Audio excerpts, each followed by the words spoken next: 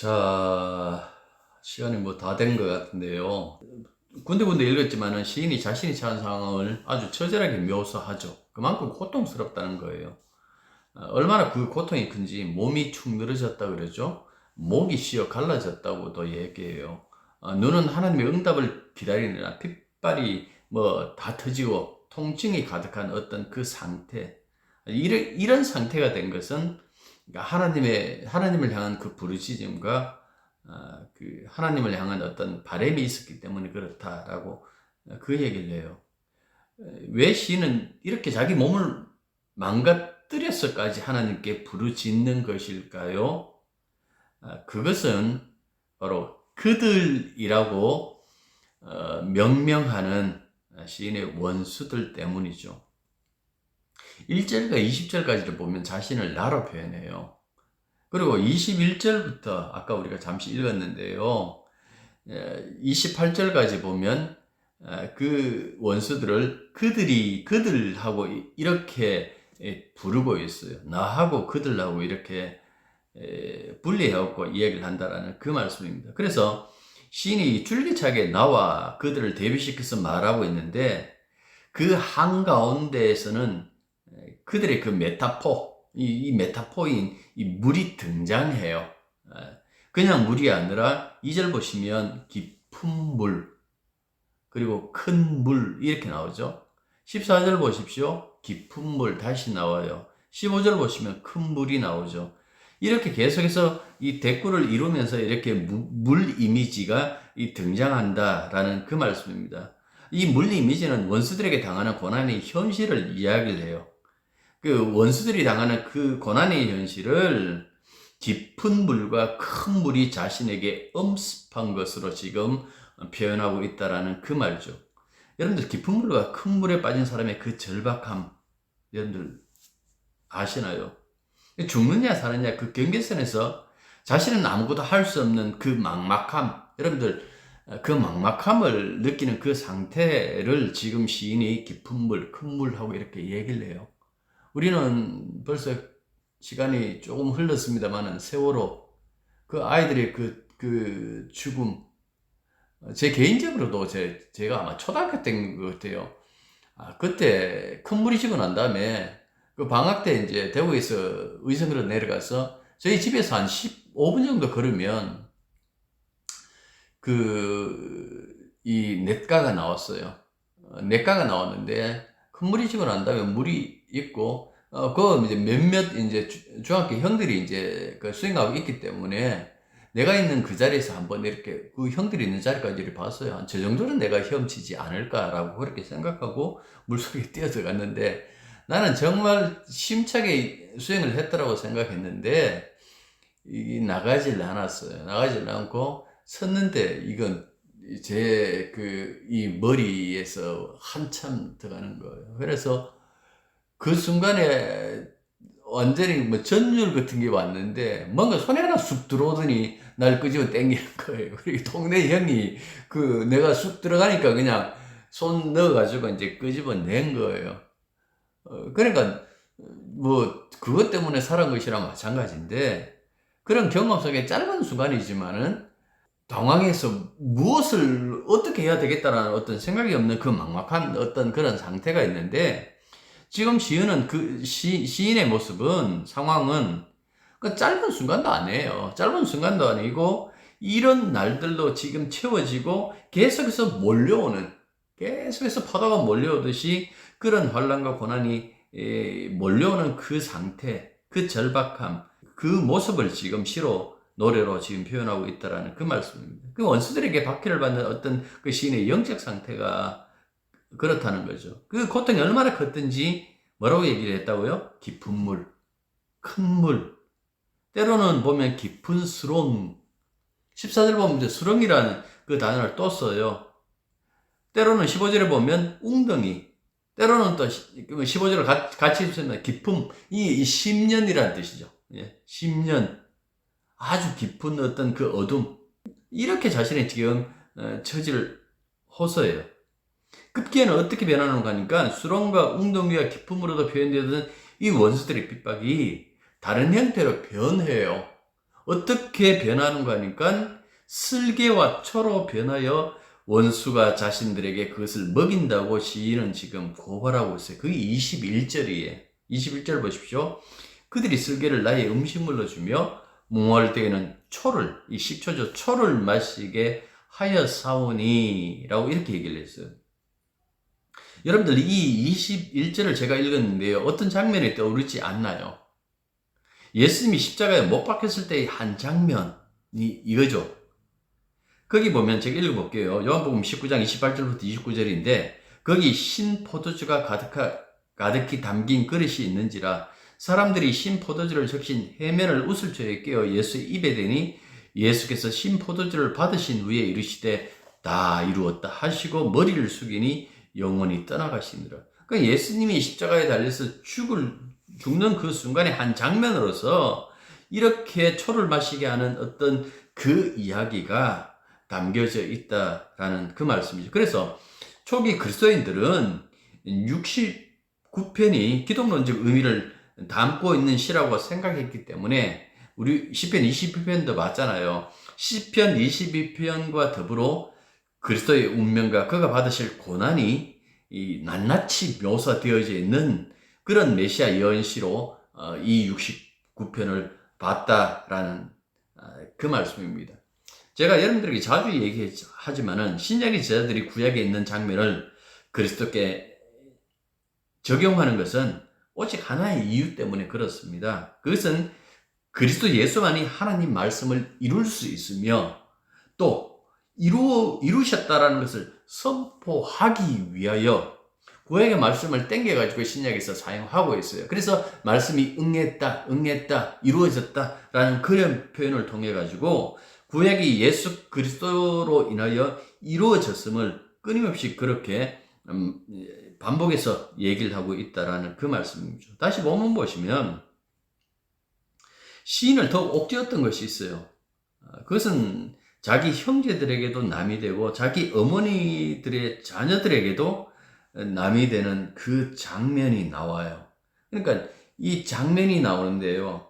이 장면 속에서 가만히 여러분들 한번 이렇게 돌아보시면 어떤 모습이 나오는가 하니까 이 이야기 속에서 8절 보십시오. 나의 형제에게는 객이 되고 나의 어머니의 자녀에게는 낯선 사람이 되었나이다. 이 이야기를 지금 하고 있어요. 이런 모습들을 생각하면 이것 또한 그리스도 예수의 삶 속에서 드러나요. 그러니까 이 자기 형제들에게도 남이 되고 자기 어머니 자녀들에게 낯선 사람이 되는 이 장면이 그리스도에게 이루어지는데 뭐 그리스도의 형제 뭐 꼭 모친의 그 아들들 야고보나 뭐 이런 아들들 생각하지 마시고 형제랑 마찬가지인 그 제자들이 한결같이 하나같이 다 떠나버리잖아요. 도망치잖아요. 당신이 이 십자가를 지실 때에. 그러니까 이 도망치는 이 장면을 한번 생각해 보시고 그리고 십자가에 달렸을 때에 자기를 정말 슬퍼하면서 이렇게 바라보는 그 어머니 마리아에게 이렇게 얘기를 합니다. 어머니라고 얘기를 안 해요. 여자여라고 해갖고 자신을 완전히 객관화시켜버립니다. 그리고 거기에 있는 한 제자에게 너의 어머니다 하고 그 마리아를 맡겨버린다라는 그 말씀입니다. 그래서 이런 장면을 통해서 지금 시편 69편의 어떤 이런 장면들이 어떻게 이루어지는지 그 모습들을 우리에게 말씀하고 있는 거죠. 자, 다시 본문으로 돌아갑니다. 그래서 시인은 급기야 자기 자신을 돌아보여. 5절 보십시오. 왜 돌아봅니까? 혹시 내가 당하는 고난은 내 죄 때문이 아닌지. 자기가 생각하기는 4절 보십시오. 까닭없이 나를 미워하는 자. 나의 머리털보다 많고 나의 원수가 되려는 자들. 그들이 강하고. 그러니까 생각해 보면 나는 분명히 저들과의 관계 속에서 저들이 나를 미워할 이유가 없는데도 불구하고 왜 미워할까? 내가 혹시나 하나님에게 잘못해서 하나님께서 이 일을 만드시는 것일까 하고 이렇게 바라본다라는 그 말씀입니다. 그래서 이거는 통상적으로 우리가 하나님 앞에 죄인입니다 라는 어떤 그렇게 말하는 것이 아니에요. 그러니까 하나님과의 관계에서 자기의 잘못을 지금 찾고자 하는 것이다 라는 그 말씀입니다. 그런데 6절을 한번 읽어보십시오. 6절 보시면 주 만군의 여호와여 주를 바라는 자들이 나를 인하여 수치를 당하게 하지 마옵소서. 이스라엘 하나님의 주를 찾는 자가 나로 말미암아 욕을 당하게 하지 마옵소서. 왜 이런 얘기를 하고 있을까요? 이런 얘기를 하고 있는 이유는 한 가지밖에 없어요. 그냥 내가 죄가 있기 때문에 나를 보고 그렇게 생각하고, 예? 나를 바라보면서 수치 당하고 이렇게 생각하는 것이 아니라 도대체 나의 당하는 이 모습을 가지고 수치나 욕을 당하는 이 모습이 없게 해달라는 거예요. 그러니까 이게 일반적인 상황이 아니라는 이야기예요. 특수한 상황이다. 이 사람이 지금 죄를 지어가지고 이런 고난을 받는 것이 아니라 그 죄와 상관없이, 자기의 죄와 상관없이 지금 이런 고난을 당하고 있는 상황이다라는 그 얘기를 지금 하고 있는 거예요. 그래서 일반적인 상황이 아니니까 나로 말미암아 수치나 욕을 당하지 않게 해달라라고 그렇게 얘기하고 있는 거예요. 그럼에도 불구하고 10절 보시면 자기 영혼을 경계하고자 어떻게 합니까? 하나님을 향해서 울면서 기도하고 금식도 해요.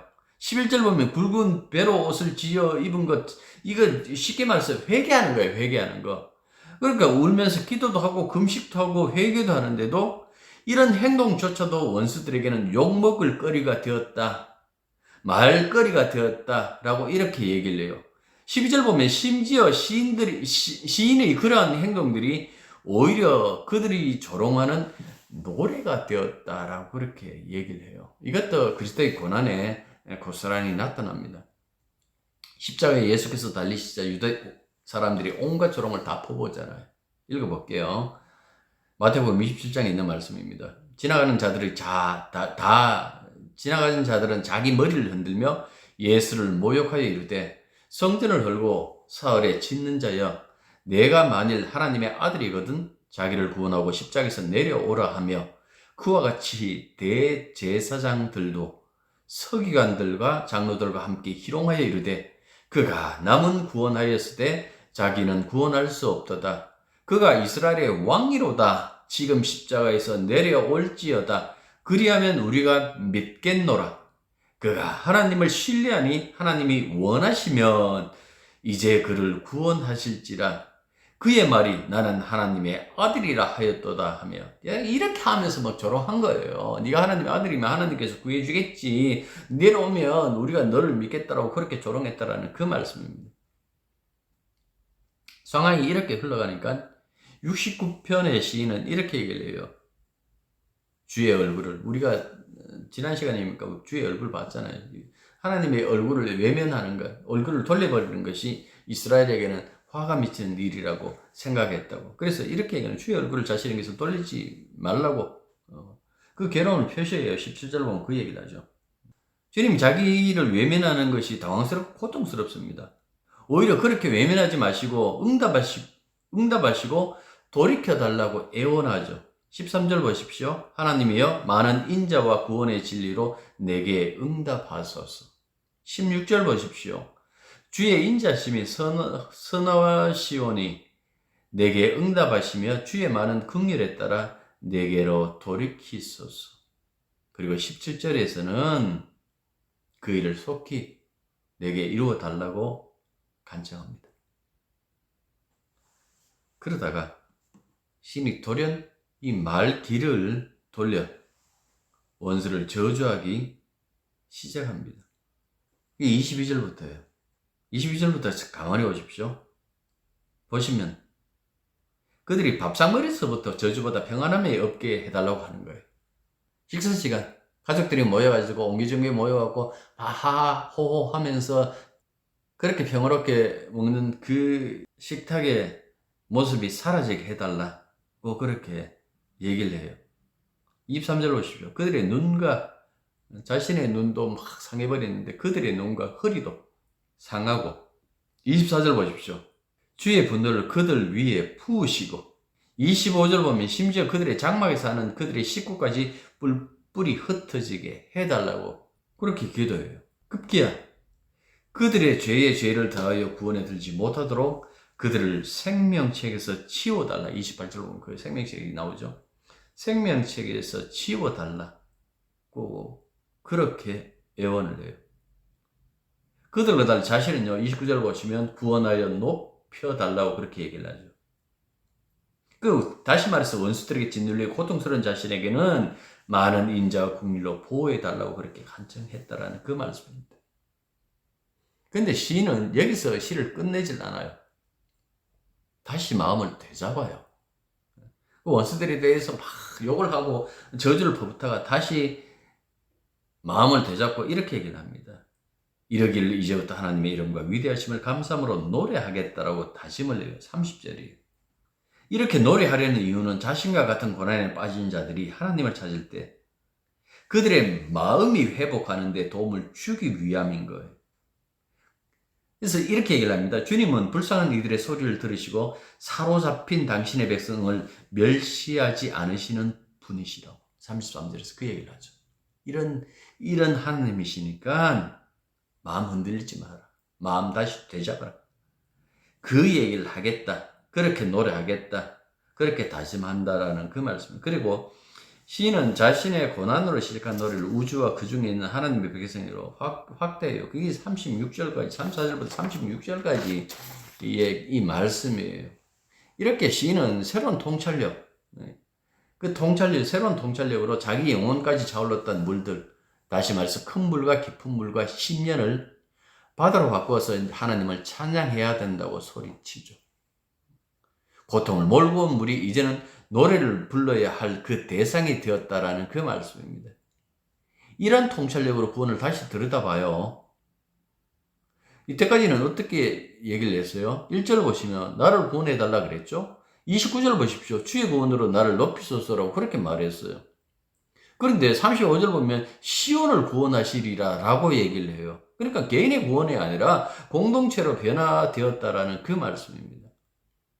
이렇게 개인의 고난이 이 공동체의 구원으로 변화된 이 놀라운 결과를 가져온 것은 우리 주 예수 그리스도로 인하여 이루어지잖아요. 우리 창세기 보면 아담이 깊은 잠을 들게 하시고 난 다음에 그의 아내가 될 여자를 그의 옆구리에서 이렇게 창조해 냈어요. 하나님께서. 근데 예수님이 십자가에 달렸을 때 예수님이 돌아가시지 안 돌아 확인한다고 창으로 국민 창으로 옆구리를 찌르잖아요. 거기서 물과 피를 쏟았다라고 그렇게 돼 있는데 그 창에 찔린 그 옆구리에서 그리스도의 신부인 교회가 창조되죠. 불신자들은 그리스도의 고난을 조롱하는 노래를 부르지만은 주님의 신부인 교회는 무엇을 노래해요? 주님의 고난이었던 그 십자가를 노래하잖아요. 큰 물이었고 깊은 물이었던 그 십자가, 그 십자가를 구원의 노래로 부른다라는 그 말씀입니다. 이렇게 달라진 것이죠. 여러분들 예수님을 미워하는 것은 그때나 지금이나 변함이 없어요. 우리는 그런 시대를 믿음으로 살고 있죠. 주님이 주신 믿음을 간직하고 그분의 뜻을 쫓는 것이 바로 오늘날 우리들의 고난입니다. 여러분들 마지막으로 다루려고 제가 지나친 구절이 하나 있는데 그것이 바로 9절이에요. 9절 보십시오. 주의 집을 위하는 열성이 나를 삼키고 주를 비방하는 비방이 내게 미쳤나이다 라고 이렇게 얘기를 합니다. 이 9절을 사도 바울이 로마서 15장 3절에서 인용을 해요. 하나님을 대항하며 퍼붓는 사람들의 비방과 모욕을 그리스도가 받아들일 이유, 그 이유가 무엇일까? 우리도 예수를 본받아야 된다고 그 로마서 15장 5절에서 그 얘기를 해요. 그 예수를 본받아 인내와 소망과 위로를 받도록 하라는 것이죠. 그래서 로마서 15장 4절 읽어볼게요. 무엇이든지 전에 기록된 바는 우리의 교훈을 위하여 기록된 것이니 우리로 하여금 인내로 또는 성경의 위로로 소망을 가지게 함이니라 라고 이렇게 말했어요. 그러니까 주님이 당하신 그 모든 고난, 그 고통, 그걸 기록해두고 그걸 교훈 삼고 우리로 하여금 주님을 본받아라 하는 것은 그 속에서 주님과 같이 인내할 때에 성경이 주는 그 위로, 성경의 그 소망이 함께 있다라는 그 말씀입니다. 그래서 이 부분이 굉장히 중요하죠. 히브리서 저자도 이 생각에 동참해요. 그래서 주님의 행동을 이렇게 말합니다. 그는 그 앞에 있는 기쁨을 위하여 십자가를 참으사 부끄러움을 개의치 아니하시더니 하나님 보좌 우편에 앉으셨느니라. 결국 그 고난 속에서 인내하셔서 그 고난을 다 받아들임으로 말미암아 이제 주의 자리에 앉으셨다 하고 이렇게 말씀하고 있습니다. 주님이 보셨던 이 기쁨은 눈앞에서 어른되다가 사라지는 그 신기루와 같은 기쁨이 아니에요. 자기의 죽음 너머에 있는 온 우주의 회복, 그 창조의 회복, 여러분들 그 기쁨을 바라보시고 인내하시고 참으셨다 하고 말씀하는 거예요. 그래서 당신에게 닥친 비방과 모욕과 수치를 참으셨다 하고 말씀하는 거예요. 그래서 이 히브리서 저자는 이렇게 권고했죠. 믿음의 창시자여 완성자신 예수를 바라봅시다. 여전히 깊은 물이 위협하는 세상을 우리가 지금 살아가고 있습니다. 어떻게 살아갈까요? 69편은 거기에 대한 해답입니다.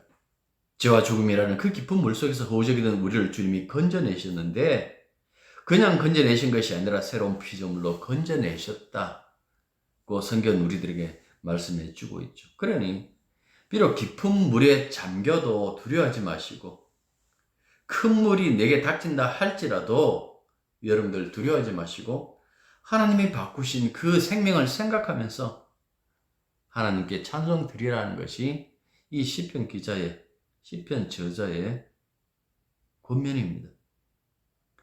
예수를 따르고 인내하는 믿음의 결국이 뭘까요? 성경은 그 얘기를 해요. 구원의 찬송인 새 노래를 부른다라고. 우리가 주님의 존전 앞에서, 하나님의 존전 앞에서 새 노래를 부르더라라고 그렇게 얘기를 해요. 새 이름, 새 몸, 새 하늘과 새 땅, 새 노래. 모든 것이 다 새로워진 그 세계에서 주님을 찬양하는 그 노래를 부르는 것이 구원의 결국이더라, 믿음의 결국이더라 라는 그 말씀입니다. 그러니 어떠한 경우를 만나도 포기하지 마십시오. 하나만 더 읽을게요. 로마서 5장 3절과 4절. 우리가 환난 중에도 즐거워하나니 이는 환난은 인내를, 인내는 연단을, 연단은 소망을 이루는 줄을 알미로다. 기도하겠습니다. 큰 물과 깊은 물이 닥치는 그 인생 속에서도 끝끝내 하나님을 찬송하고 그 이름을 붙들고 자기에게 임한 고난과 핍박을 고스란히 받아들이며 그 속에서도 감사하며 기뻐했던 시인처럼, 아니 우리 주님처럼 우리 역시 인생에 어떤 일을 만난다 할지라도 인내하며 믿음의 그 결과를 바라보며 주님을 찬송하며 살아갈 수 있는 그런 인생들이 되게 도와주시옵소서. 예수님 이름으로 기도드립니다. 아멘.